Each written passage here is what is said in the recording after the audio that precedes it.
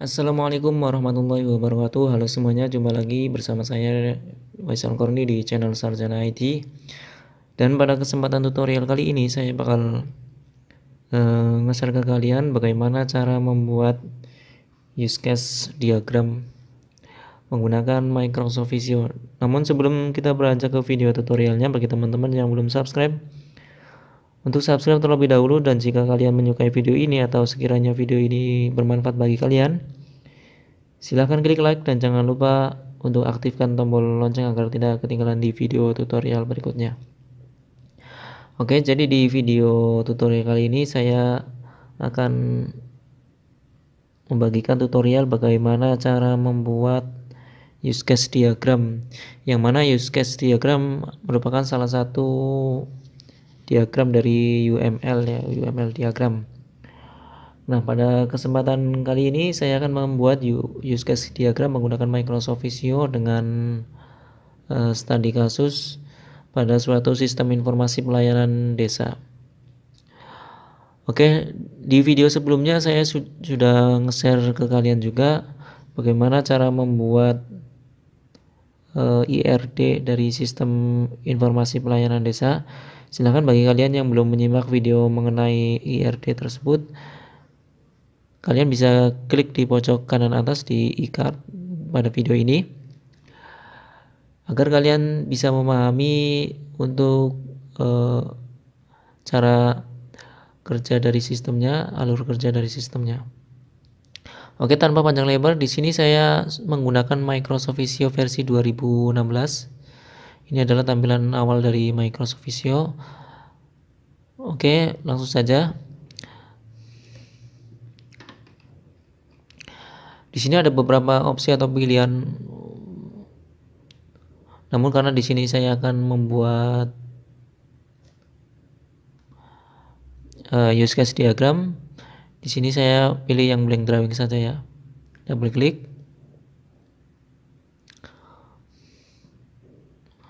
Oke, ini adalah tampilan atau halaman kerja dari Microsoft Visio versi 2016.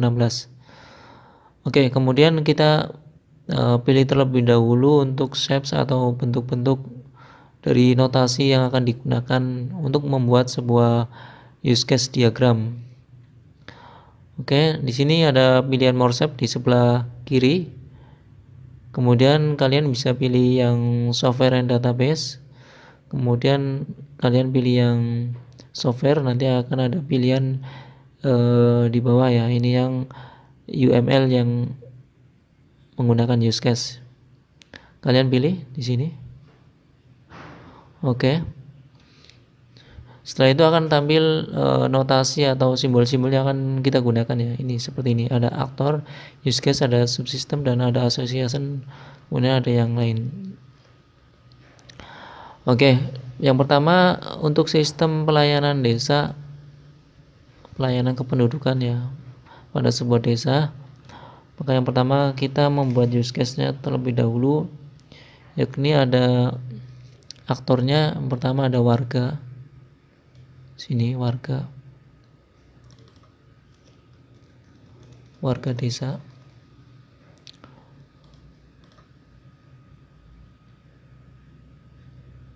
Saya akan copy saja biar lebih cepat.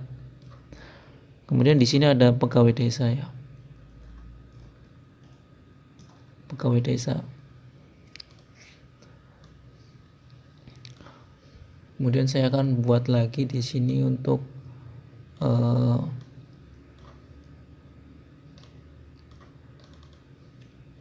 ketua RT atau juga bisa ketua RW.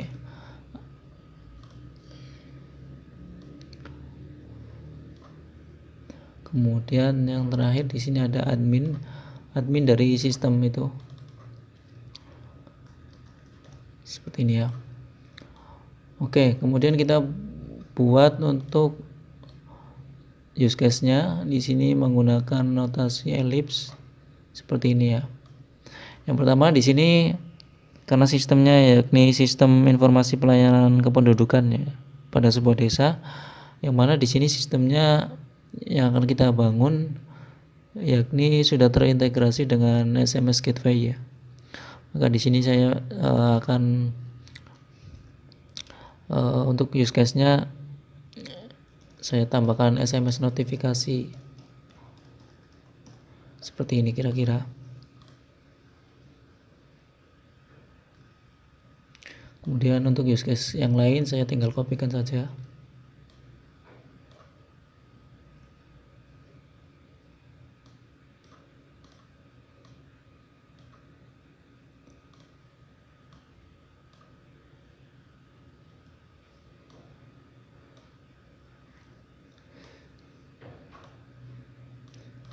Oke, ini ya kurang lebih.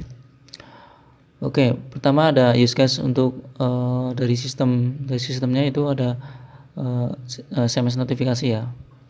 Kemudian ada yang kedua ada bagaimana melakukan pengajuan surat. Jadi di sini sistemnya juga mengelola mengenai surat permohonan ya.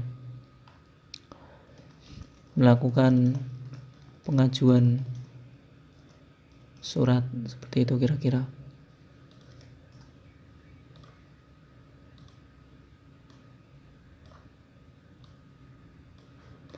Oke, kemudian di sini ada approve ya, artinya persetujuan permohonan, surat permohonan.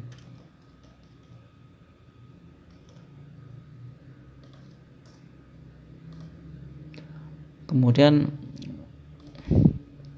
di sini juga ada bisa lihat riwayat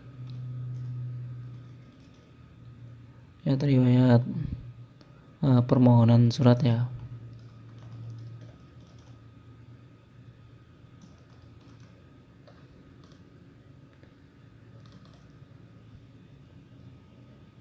Kemudian ada cetak surat di sini.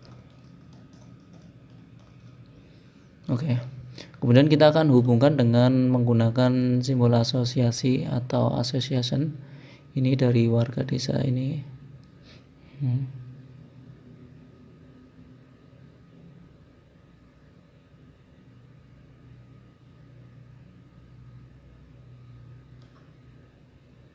Seperti ini ya.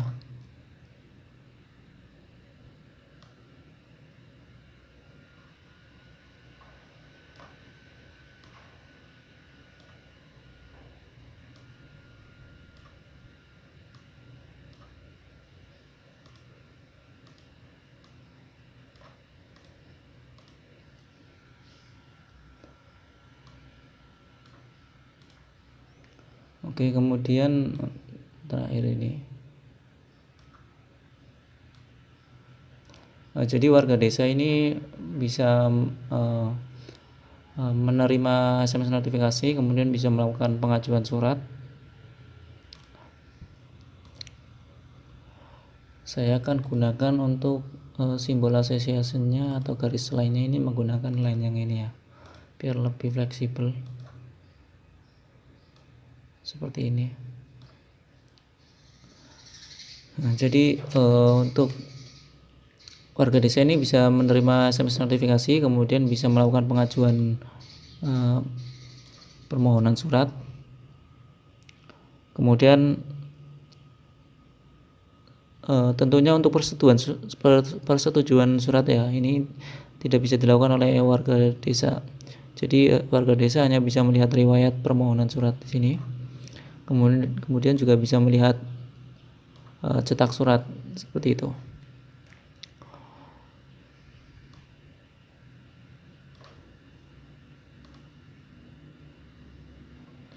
Kemudian setelah cetak surat saya akan bikin lagi untuk use case-nya. Misalnya ada input data warga ya, warga desa. Kemudian ada update juga.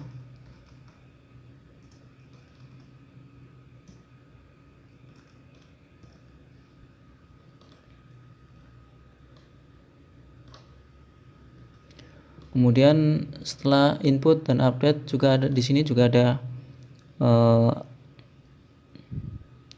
untuk melihat ya,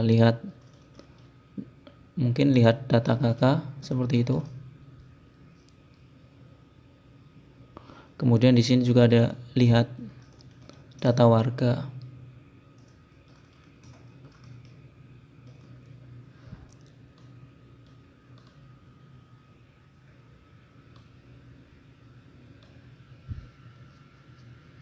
Seperti ini. Kemudian setelah itu ada view untuk use case untuk yang lihat laporan juga ya, lihat laporan seperti ini. Kemudian kita juga membutuhkan untuk mencetak laporan juga, cetak laporan.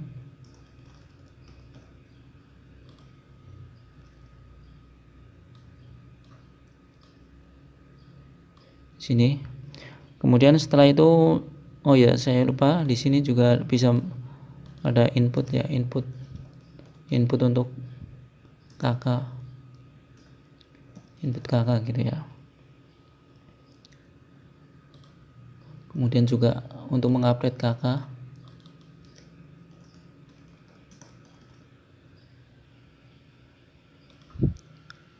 Kemudian untuk usernya juga untuk mengelola user ya, kelola akses.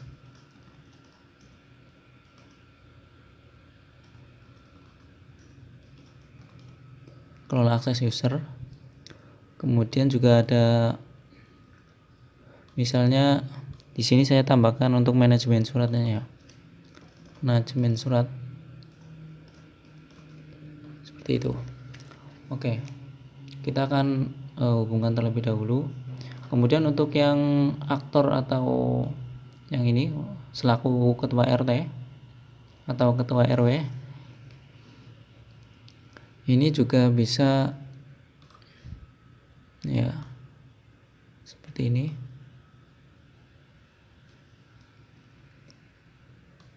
Seperti ini ya. Kemudian juga bisa melakukan pengajuan surat ya untuk warganya. Kemudian RT juga bisa mengapprove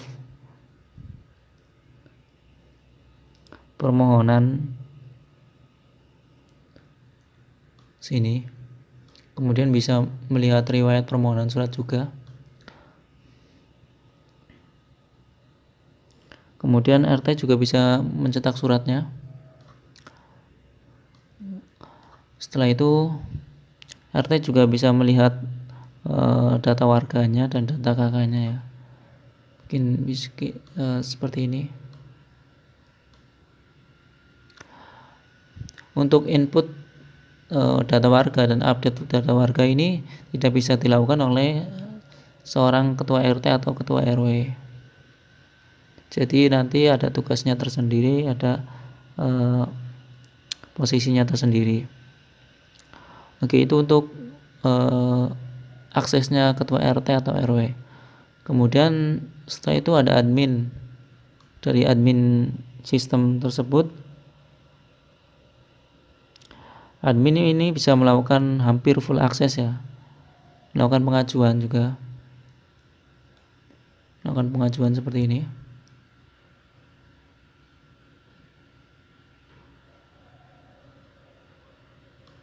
Nah, kemudian admin juga bisa melihat riwayat.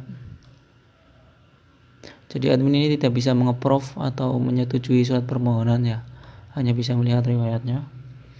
Kemudian admin juga bisa mencetak suratnya. Kemudian admin dari sistem juga bisa menginputkan data warga dan mengupdate data warga. Kemudian admin juga bisa melihat data KK, kemudian bisa melihat data warga juga.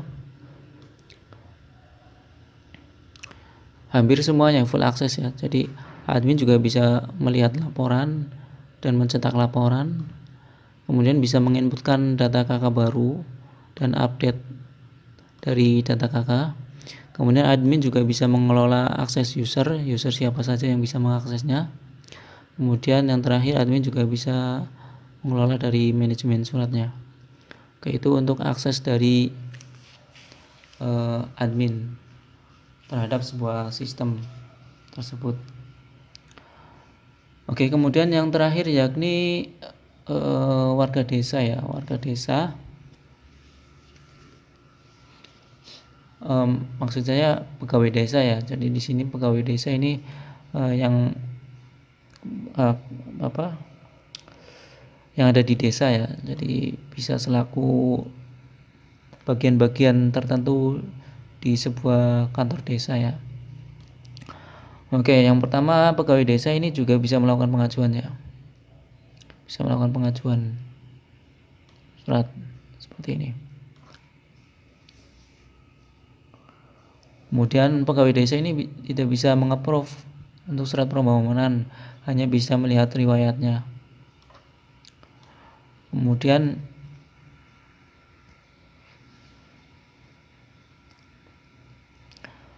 pegawai desa ini bisa mencetak surat. Kemudian juga bisa menginputkan data warga.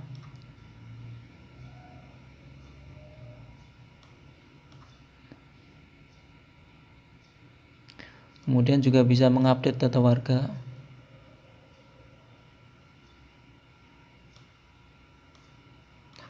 Kemudian bisa melihat data KK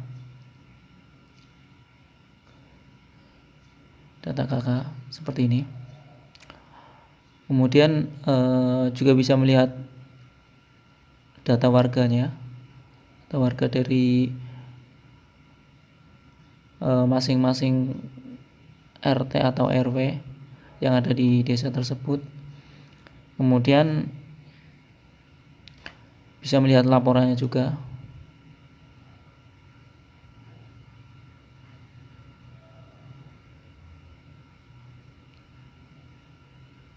Seperti ini.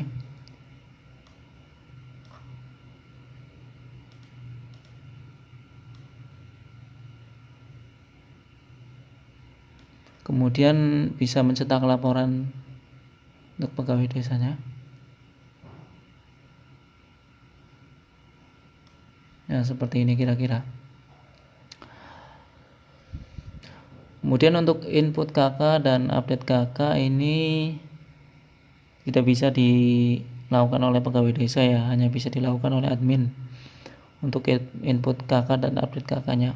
Kemudian untuk kelola user dan manajemen surat juga untuk pegawai desa atau karyawan desa ini tidak bisa ya, hanya oleh admin atau seseorang yang ditunjuk sebagai administrator sistem. Seperti itu kira-kira.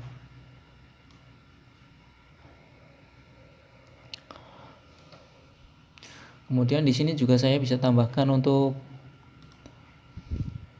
use case ini bisa kita tambahkan untuk login ya. Login dari sistem tersebut.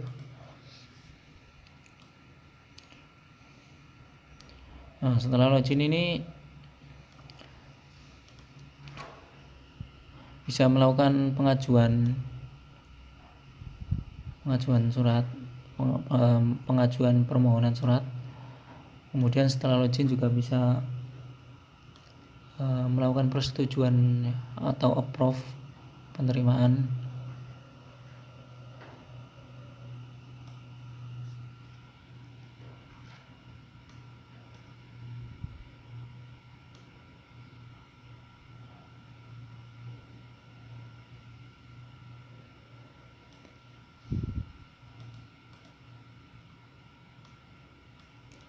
Ya, kemudian juga bisa melihat riwayat. Ini bisa melihat riwayat. Kemudian setelah login juga bisa mencetak surat. Saya akan ulangi, ini garisnya mungkin lebih tepatnya menggunakan garis putus-putus ya.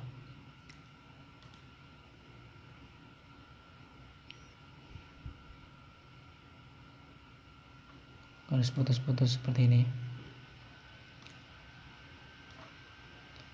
Oke, saya ulangi. Setelah login itu bisa melakukan pengajuan surat seperti ini. Kemudian bisa melakukan persetujuan atau approve dari surat permohonan. Kemudian bisa melihat riwayat dari permohonan surat. Kemudian setelah login juga bisa mencetak surat dan menginputkan data warga dan juga bisa mengupdate data warga. Kemudian setelah login juga bisa melakukan view atau melihat data kakak, kemudian juga bisa melihat data warga, kemudian bisa melihat laporan,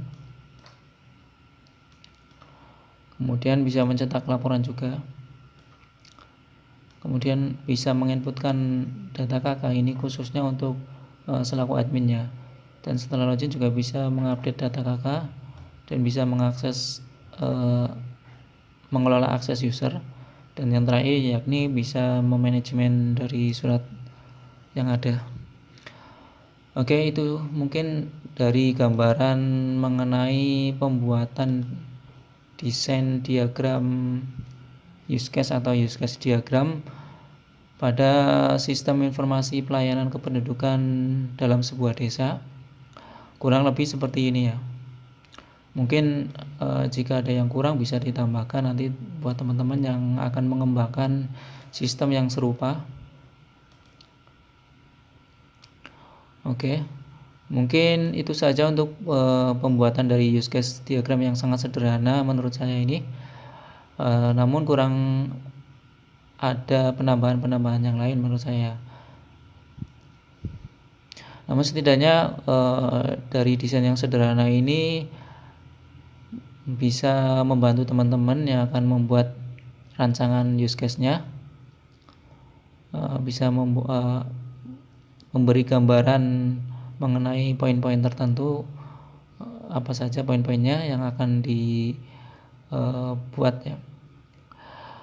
Oke, mungkin itu saja untuk video tutorial kita pada kesempatan kali ini.